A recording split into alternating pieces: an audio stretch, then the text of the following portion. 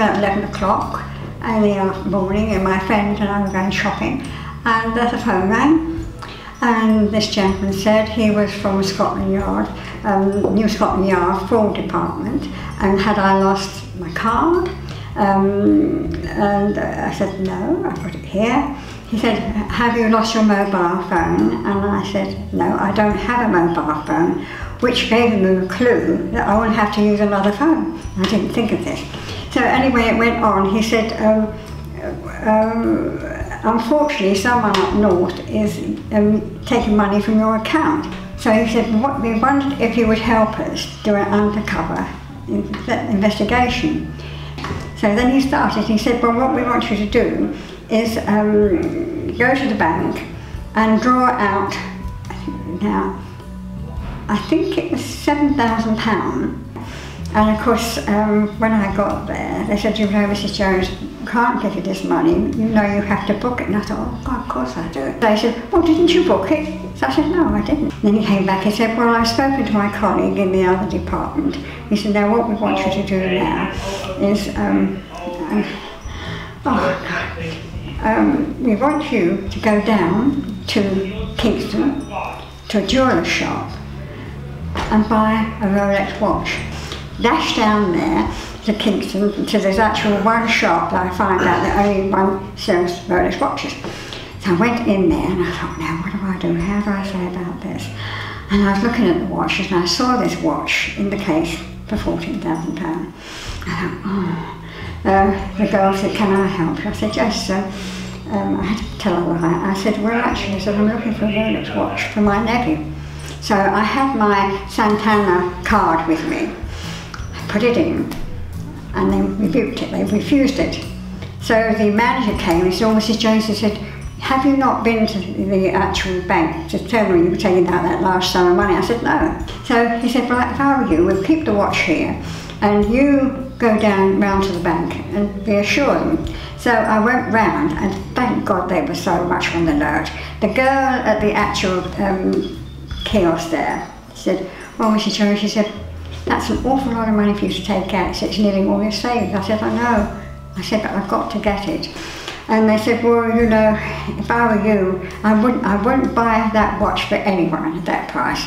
And I said, no, you're right. When I got up to my flat, my friend, Joe, who was my financial advisor, they said, for God's sake, Joan, it's a scam. I said, you know what? I felt it was. And then Joe and I went up to my flat again. I said, no, I'm okay, I should be all right. The phone rang. Because he'd put the receipt, he'd gone into my flat just to get my accounts, because he deals with all that, to stop them. And so he'd put the receiver back on, because that wasn't good for them. And so when we got up there, got inside, and the phone rang. And I recognised the voice, and I just passed it to him. He said, this is the Metropolitan Police here. We're investigating a fraud by telephone, and the phone went like that. But it's so sad because you lose your pride because you feel so stupid. I mean, I worked at a bank, and I should have known, but when they said New Scotland Yard Fraud Department, I'm 87. Now, in my age group, we believe in the police. We don't think that there's a fraud. So they use our age group because they know that we believe this. And this is what they do. They cheat us. It's appalling. So this type of crime at the moment is very prominent in the London Borough of Richmond. We've had around 70 of this type of police officer fraud within the last 6 months. And the total amount lost to those victims is about £100,000. So we've come up with a strategy, a fraud prevention strategy, which uses a mnemonic fraud.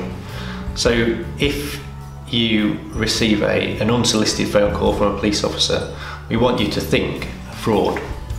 So the F is find out what it is that they want and the information they're asking for. And R is always request their name and their warrant number.